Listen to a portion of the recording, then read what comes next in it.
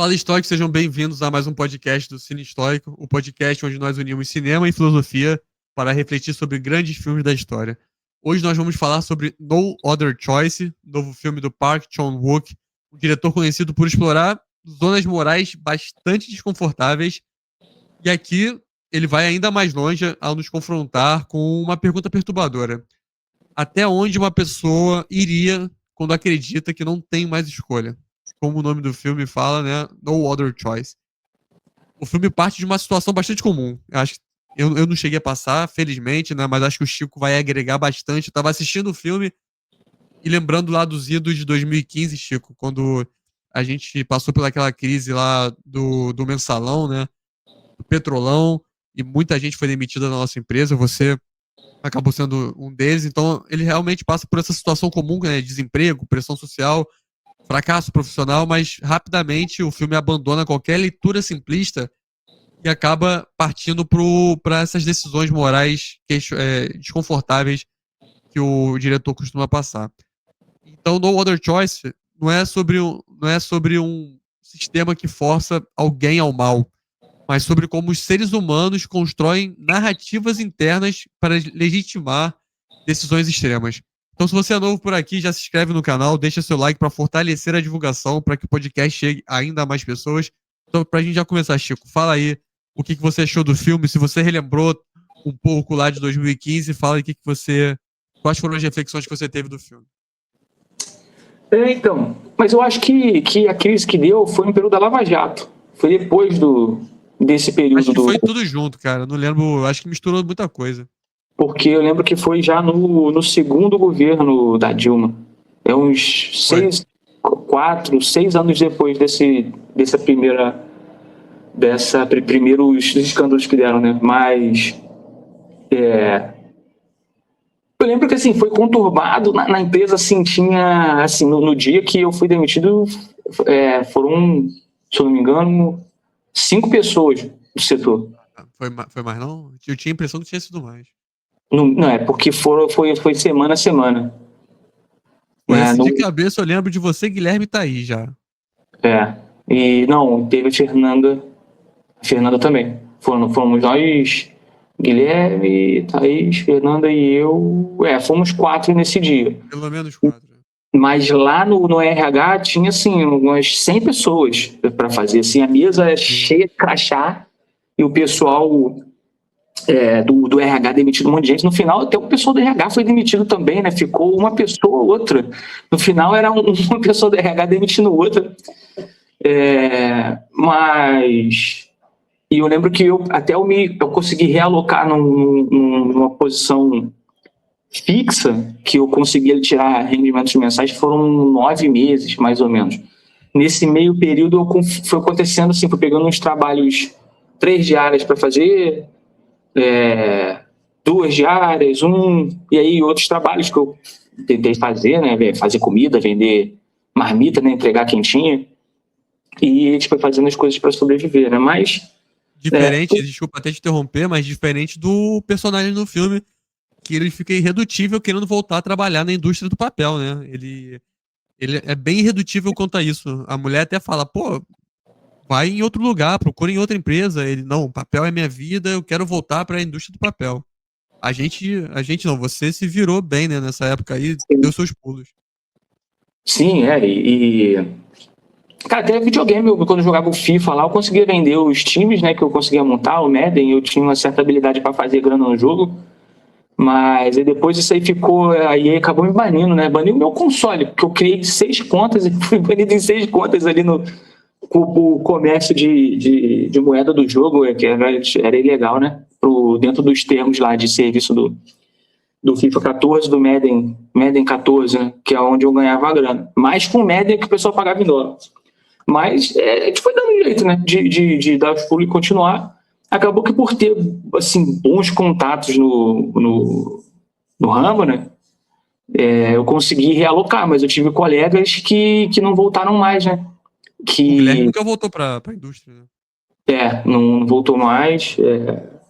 A gente até está tentando agora em outro momento, já em outra posição, né, mas não mais como técnico. Sabe uma coisa que eu me liguei, cara? Assistindo o filme, eu falei, caraca, isso foi em 2015. O teu Já tem filho não 10 anos. tinha, teu filho não tinha 1 ano, cara, ainda. Não, Tinha é pequeno. acabado de ser pai, cara. Isso aí. Teu filho é de julho? 14 de mês de Agosto, janeiro, julho, né? fevereiro, abril, maio. Maio. Então, teu filho tinha acabado de nascer quando eu entrei na empresa. Então, tu foi demitido ali pra março, mais ou menos, fevereiro? Foi fevereiro. Não lembro. É, Não teu, lembro. teu, teu filho não tinha 1 ano, Mas cara. eu Eu fiquei não assim, tinha caraca, nenhum. nem isso entrou lá na matriz, né? Do nosso supervisor na época de demissão. Tipo assim, pô, o cara acabou de ser pai, não vou demitir ele, vou segurar ele um pouco mais. Vou demitir talvez. Por exemplo, era solteiro. Morava com minha mãe. Se fosse Mas nesse você nível, estava mas você tava na lista, Vitor. eu tava Só mais não lá na frente. só que, só que as coisas foram se mexendo ali. E eu acho que vocês estavam mais novos de empresa, com mais energia para fazer as coisas. A Não gente só, já e a estava gente era mais naquele. barato. A gente era mais barato Também, também, né? também, tem isso. Vocês eram mais baratos e tinham mais energia. A gente já estava naquele momento de ali 5 anos para 6 anos com a intenção de crescer e a empresa ali num caminho, Decrescente, né? numa decrescente, não ia conseguir cumprir ali com as expectativas da gente. Então, assim, eu entendo. Até que no momento que eu fui cortado, o supervisor da gente lá falou, cara, ó, se você quiser, eu deixo a recomendação para você aqui, assino aqui, porque se arrumar emprego em outra empresa, pode me ligar que eu indico você e num período de recontratação, você pode ter certeza que a gente não vai ter nenhum empecilho em trazer você de volta, mas nesse Tanto que você momento, volta depois, né? tanto que eu volto.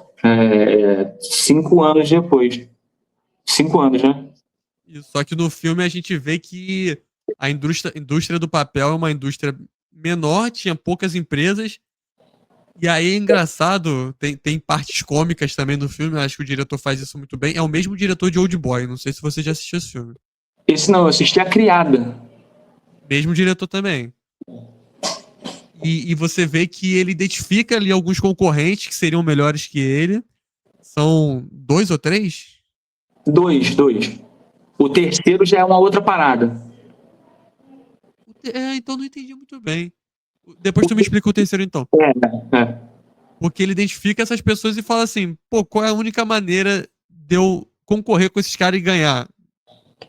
É matando os caras. E aí é a parte engraçada do filme, porque ele é uma pessoa normal.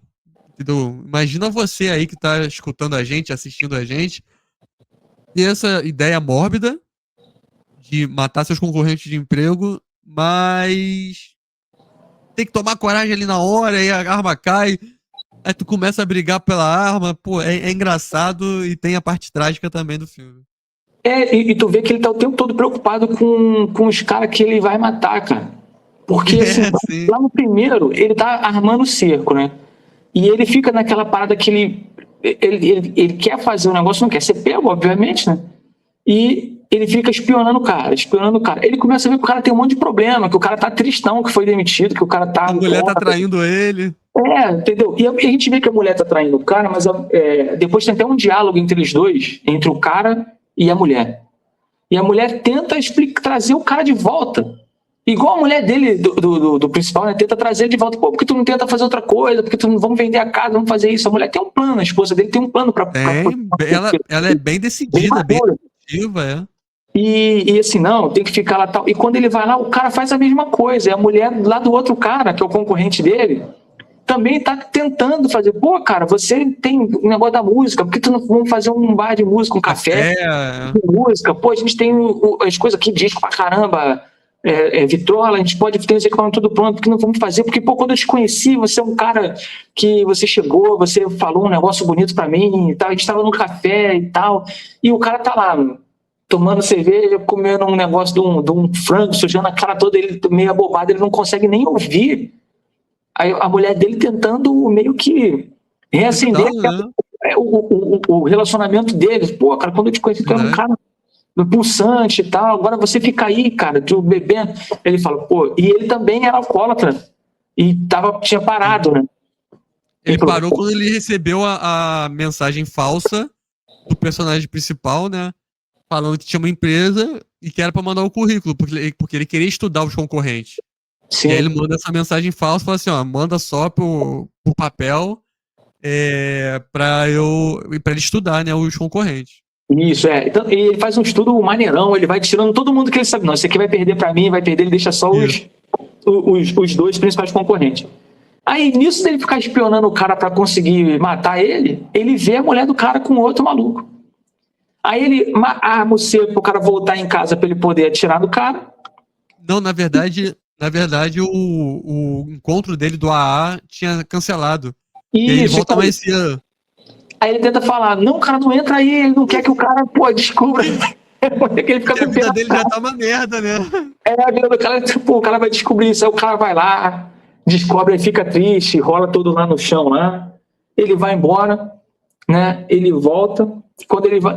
antes disso tem aquela situação, que ele vai lá pra tentar emboscar o cara, aí a cobra morde ele, aí vem a mulher do cara, do concorrente, e começa a chupar a perna dele pra tirar o veneno, aí a mulher dele liga pra ele. Botar a perna acima do coração, né? Sabe que fez tudo ao contrário. Ele telefona, a mulher telefona pra ele tá com a perna pro alto, assim, não tá acontecendo nada, fica tranquilo aí. Ele realmente não tá acontecendo nada. Foi mordido por uma cobra, já te ligo depois. E quando vê o filme tem isso, né, de trazer o cômico com uma coisa absurda, assim, e aquela coisa, né, a gente tem que perder o preconceito com o cinema coreano pra você poder entrar em contato com as obras que eles fazem. O Parasita também tem muito... Tem esse humor, né? A primeira vez que eu vi o Parasita eu fiquei desconfortável, assim, tá acontecendo um negócio aí, e o pessoal tá fazendo comédia e tal, mas é o jeito deles de fazer cinema, né? Foi bom assistir um depois do outro, porque a gente teve essa conversa semana passada, né, de refletir sobre a comédia, e aí quando a gente foi assistir o No Other Choice, a gente viu que, beleza, a comédia faz parte e não incomoda a gente, né? Isso aí. Eu acho até que ele faz isso pra causar um desconforto mesmo. Misturar ali um momento cômico ao ponto da gente só avisar o que tá acontecendo, né? Porque no fim, cara, ele realmente acontece ali um homicídio, né? Porque no final ele entra lá e aí ele não tem coragem de atirar no cara porque o cara tá chorando, tá ouvindo a música lá, aí as músicas do filme elas participam muito do contexto, né? Porque elas vão ali conectando, né? Contando as histórias ali entre momentos que os atores estão sem falar nada. Aí um barulho danado, ele tentando falar, eu vou te matar, aí o outro cara, o quê? Não tô ouvindo, a música alta pra caramba.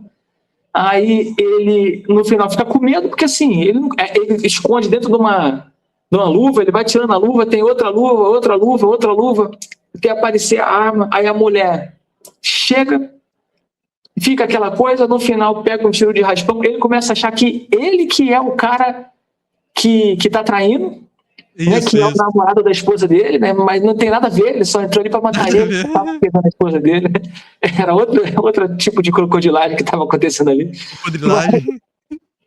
No fim, quem atira no cara, de fato, é a esposa, né, não é ele, e aí ele consegue fugir. Aí ele morre com um tiro, a mulher, tu morreu com um tiro? 2 tiros, um no ombro, não acredito, você era tão forte. Já morreu? Muito então, assim, bom, cara. E aí ele vai embora, né? Daquilo ali, aí fica faltando mais um, né? E aí entra um momento do filme que fica meio confuso, cara. Que eu acho que é a segunda metade ali, que começa a aparecer um monte de coisa, né? A esposa dele arruma um emprego, ela vai lá com um dentista. Assistente de dentista. Aí o cara é bonitão, aí tem um montão de coisa, ele começa a ficar com ciúme da mulher, começa a ficar inseguro, e aí tem o filho dele que começa a fazer umas merda, né, que roubam os celulares lá. É o enteado dele, né? Isso aí, enteado dele, porque a esposa dele diz, né, você teve coragem de ficar com a mãe solteira e tal. O garoto não confia muito nele, né, mas aí ele tenta ali mostrar que, eu tô aqui com você, pra o que deve e tal. Tem uma menininha... A filha, que é autista, muito provavelmente, depois que eu comecei a ler mais sobre isso, né, por conta da Mariana, cara, sim, a probabilidade daquela criança ser autista é muito grande. Sim. Existe a possibilidade. A gente não tem muitas informações para concluir, mas existe a possibilidade de ser isso aí. E aí ele tem que lidar com aquilo também, ele teve que deixar os cachorros na casa da sogra, que não tinha dinheiro para dar comida para os cachorros, depois o cachorro vai embora, a menina fica triste. E aí é um outro ponto que tem, né? A gente vive hoje num esquema, e aí eu não vou dizer a gente, né? Eles lá, que mais uma vez é algo específico do local onde eles estão vivendo, né? Que mostra também nesse filme, igual no Parasita, a entrada da americanização do povo. Né? Eles tendem a ficar cada vez mais americanizados. Por exemplo, lá o garoto ele tenta roubar iPhones. Né? E lá a gente sabe que na Coreia, né, lá no Parasita, mostra a figura da LG muito grande na mão do pessoal mais pobre. Né? E a Samsung, eles já são os maiores distribuidores de componente eletrônico do mundo. Né? Os componentes dos iPhones são fornecidos por essas empresas. Né? Mas eles tentam roubar iPhones especificamente. É uma empresa americana que entra, compra a empresa que ele está trabalhando, né, inicialmente, demite ele. Né? E o povo hoje, a cultura deles, eles tentam exportar a cultura igual os americanos fazem com a cultura deles. Né? Hoje as bandas de K-pop, eles passam por um processo seletivo até com subsídio estatal para a internacionalização dessas bandas. Então, os próprios filmes também, né, tem ficado mais famosos no Ocidente. Então, e tem um esforço até estatal para que isso aconteça. Né? Então, mostra isso, né, a preocupação deles ali da entrada da cultura americana no país deles. A gente passa por isso também aqui, mas eu acho que aqui é algo muito mais natural. Né? A gente nem percebe que a gente consome cultura americana o tempo todo. É quase que a mesma coisa. Quando bate no Spotify, o top 1, lá nos Estados Unidos é o mesmo que está batendo aqui, é muito semelhante. O artista que mais vende disco lá, o que vende aqui é um espelho do mercado cultural de lá, já há muito tempo. Né? Lendo literatura japonesa, eu tenho visto o quanto isso também incomodava eles lá. Eu li 2 livros do Yukio Mishima esse ano, e é um autor brilhante, bem controverso, mas brilhante, e ele escreve de uma maneira, assim, muito bonita, e ele critica bastante, sabe, a chegada dos Estados Unidos ali depois da Segunda Guerra Mundial, da americanização do Japão nessa época. Então parece que é algo que o Ocidente como um todo, talvez não a China, porque é mais fechado, né, através do Partido Chinês Comunista, né, mas que o Japão também passou isso, assim como a Coreia do Sul passou. Então, os indianos também têm certo incômodo já com a cultura inteira, né? Mas é algo semelhante. E aí, cara, a gente vê que, parecido com o que tem aqui também lá, você existe enquanto você está consumindo. Né? Enquanto você tem 2 carros para sua família, enquanto você consegue colocar o filho para estudar lá numa escola de violoncelo, quando você consegue fazer tal coisa ali, assinar um determinado serviço de streaming para tua família conseguir ficar assistindo aquele negócio, você tem uma casa grande, você comprar alguma coisa, aí ele fala, eu tenho tudo. Então, até que ponto aquele tudo era de fato aquela família que ele abraçou, ou era aquela sensação gostosa que ele tinha de sentir assim, sou importante porque eu proporciono tudo isso para esse pessoal aqui. Esse pessoal depende de mim. É algo, de fato, aquela família que ele abraçou com os cachorrinhos, porque assim, quando o dinheiro ficou curto, a primeira coisa que ele fez foi passar os cachorros para a família da sogra, cuidar. Né? Aí ele falou, pô, vou cancelar isso aqui, o menino já não gostava mais dele, que cancelou o Netflix. Foi ideia da mãe, né? A mãe, assim, muito assertiva, novamente. Assertiva não, mas então, correta, ela que foi tomando conta, né? Mas quem sofreu com isso foi ele. Sim, sim.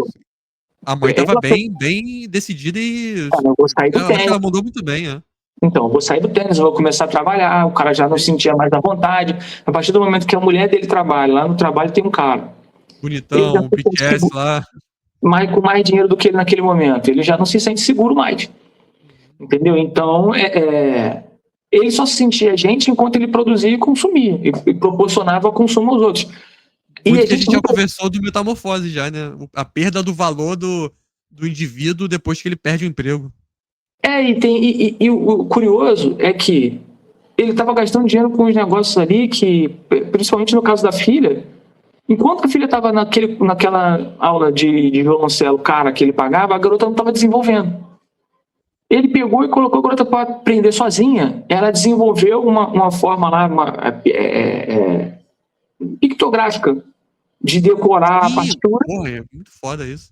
E ela começou a assistir o pessoal tocando e ela começou a aprender mais do que quando ela estava na escola, que é uma escola toda chique, lá com a professora particular. Então, por vezes, até quando a gente acha que está fazendo coisa boa, ele proporcionando boas coisas para nossa família, a gente realmente às vezes está forçando aquela pessoa aí, a criança aí, para aquele lugar que nem está ajudando ela a se desenvolver, né? Que é um fetiche que os pais têm de colocar na melhor escola, essa escola ensina em 2 idiomas, porque essa escola tem isso, porque tem maior taxa de aprovação em tal coisa, e você não sabe. Se a criança for virar uma pessoa que toca violoncelo, que não é comum isso acontecer, mas pode ter alguém que vai tocar violoncelo na tua casa, tanto faz se você vai ser aprovado em um vestibular, qualquer um que seja. Ela precisa desenvolver aquilo ali, estudar aquilo ali e aprender o mínimo para não ficar ali imbecil. Então vai para a escola normal e vai estudar violoncelo, ou jogar futebol, ou cantar, ou um monte de saídas que tem, né? Dançar balé, tem um monte de coisa que você pode fazer e você precisa observar. Se você não prestar atenção, ele não prestasse atenção, ele não entender que a menina tem uma condição. Tanto que parece que o filme termina assim, eles entenderem a condição da menina, né? Então ele não está olhando de fato para a família, ele está preocupado com o que ele pode proporcionar para aquilo. O status dele, né, em relação a isso. Isso aí, ele deixa de existir quando ele não está produzindo ou consumindo, né? E aí leva ele ao absurdo, que cometer a partir para essa situação. Tem um segundo caso, né, que é um outro cara lá que ele entra e ele fica tomando conta do cara, ele fica esperando a loja ficar vazia. Loja de calçados. Da loja de calçados. Aí ele começa a falar da filha, e o outro fala também e você vê que ele fica pegado com o cara, porque o cara tá passando a mesma coisa que ele. E aí ele arma a emboscada pro cara ali, né? O cara vai lá, ele atira no cara. E aí acontece outra parada até curiosa, que ele leva o cara para enterrar no quintal de casa. Você vê que ele é tão desajeitado com esse negócio que ele mata um cara na rua e leva o cara pro quintal da casa dele. Aí cava lá, deixa o corpo escondido dentro do carro. Quando ele chega, tá a polícia na porta, ele acha que a polícia tá para pegar ele, mas na realidade a polícia tá para pegar o menino que roubou os telefones, né? Então ele fica assim, meio que, pô, cara, que sorte e tal. Aí ele tenta ficar amigo do garoto, que é uma relação genérica. Na realidade ele não tá tentando dar apoio pro garoto para ajudar ele, tá tentando dar o apoio para dele. Porque ele quer encobrir o crime que ele cometeu. Deixa a polícia tomando conta disso aqui. E aí a polícia depois começa a investigar. Ele leva o menino, entra em contato lá com o corpo, vê, né? Fica com medo. E aí entra uma parada meio esquisita, que a mulher que parece que é madura e equilibrada, no final ela descobre que o cara matou, que o marido dela matou um cara, que enterra na casa. Ele vai falar pro filho, não, foi um porco que ele cortou e tal, porque já tem essa história de que o vô tinha porco, que fazia isso, aquilo outro. No status que ela queria recuperar, ela encobertou o marido. E aí eu não sei se tem isso na cultura dos caras que passaram por um monte de guerra, que todo mundo tem um vô que matou alguém, que torturou alguém, que sei lá, que fez alguma coisa. Sim. Aqui a gente é raro você ter alguém. Teve história aí de ditadura, essas coisas, mas não é todo mundo que tem um parente que participou disso. Agora, se você mora, sei lá, na Alemanha, no lugar que teve guerra, Coreia, Japão, entendeu? Pô, a possibilidade de ter um bisavô teu aí que fez uma guerra é muito grande, entendeu? Porque, sei lá, é difícil achar alguém que não estava compactado com o que estava lá acontecendo nesses países. Então, talvez, para uma pessoa igual ela, nem seja tão absurdo o pessoal lá da Coreia, você encobrir um crime desse, talvez nem seja algo tão absurdo. Né? E eu fiquei pensando, pô, como é que é a relação deles com esse tipo de coisa lá? Não sei. Para mim, ficou entre o alívio cômico e o que estava acontecendo. Eu falei assim, caraca, como é que essa família, porra, tá deixando um negócio desse, um negócio absurdo. O cara participou diretamente de 2 homicídios. O primeiro não foi culpa dele, né? 3, né? O primeiro não foi, porque quem matou foi outra pessoa, mas a culpa foi dele. E ele consegue, no final, né, entubar esse crime na conta da mulher do cara. Sim. E o segundo está enterrado ali. E aí tem até mais um ponto que a gente fala no final, em relação a isso. Aí tem o terceiro caso. O terceiro caso não é um concorrente dele. É o cara que é ricão lá, que aparece na rede social, que tenta comprar a casa dele e fica humilhando ele o tempo todo. Então não, cara. Esse cara aí, pô. Não é não, eu acho que o cara que ia comprar a casa dele é o cara que tinha os celulares, que era o dono da loja de celular. Agora fiquei perdido. Porque esse outro cara, ele não tava disputando a vaga com ele. O que ele simulou. Não tava, mas ele fala de... Ele O papel que o cara lá. Acho que ele tinha um emprego. Ele já tinha um emprego. Ele fala assim, pô, me indica lá pra gente trabalhar junto, vamos trabalhar junto. Eu não sei porque ele matou esse cara. Eu confundi ele com um outro que... confuso pra mim também, Depois a gente pesquisa pra tentar entender isso aí. Mas lá ele simula, no final ele consegue simular o cara ter uma crise ali, uma alcoólica e morrer ali afogado ali no próprio vômito. E aí, o filme chega ao fim, ele recupera, aí né, ele vai lá pra entrevista, acaba que ele consegue botar um meio que morreu sozinho lá, né? O outro fica na conta da esposa, do cara. Eu acho que não fica na conta, não.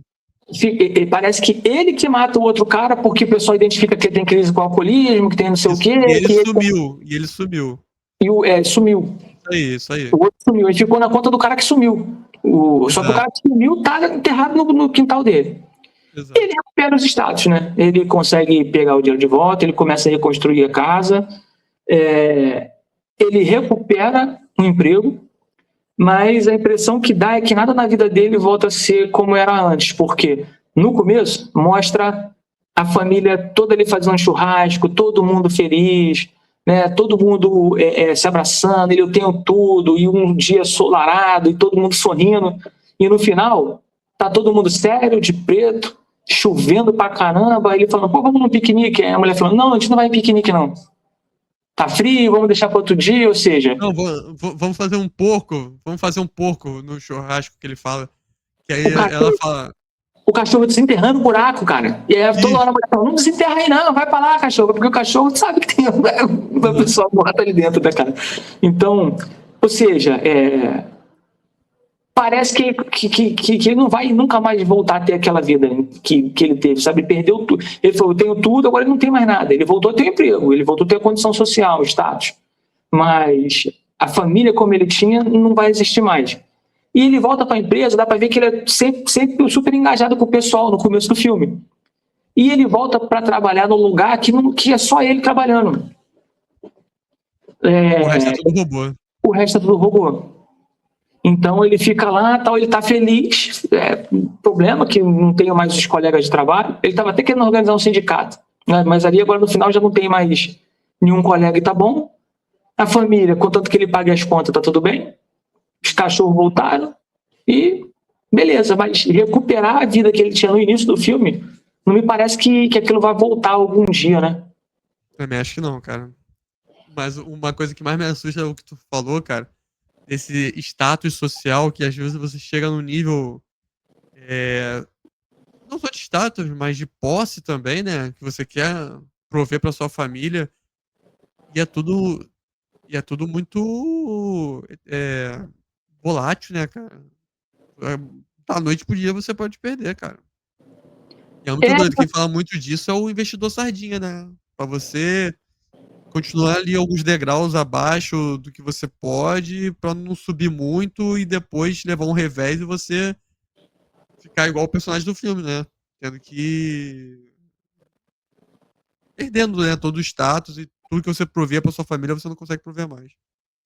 E no fim, cara, às vezes uma conversa que você tem com sua família, você consegue organizar as coisas de uma maneira muito melhor. Às vezes uma pessoa ali que está provendo, ela acha que está num determinado local, num determinado bairro, num determinado tipo de imóvel, é o sonho de consumo para a família dele, que ele tem que se matar para fazer aquilo aí, mas por vezes a decisão foi dele, ele nem perguntou à família. A família talvez pensou, não, preferia ficar numa casa em um bairro mais simples, né? Ou num lugar menor, em um bairro mais legal, mais perto do trabalho.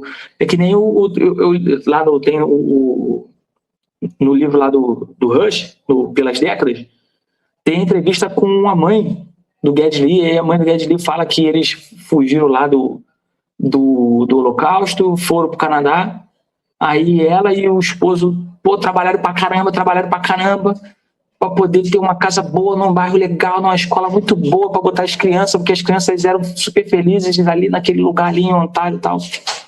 Aí, quando entrevista o Geddy Lee e a irmã deles, falam que a casa era ruim, molhada, que eles odiavam o bairro, que o bairro só tinha as crianças maiores do que eles, canadenses, que batia neles. E no colégio ele não gostava daquilo ali, que tudo que fizesse. O que foi a primeira coisa que eu vou fazer quando eu arrumar um emprego, vocês serem autossuficientes? Sair dessa casa aqui.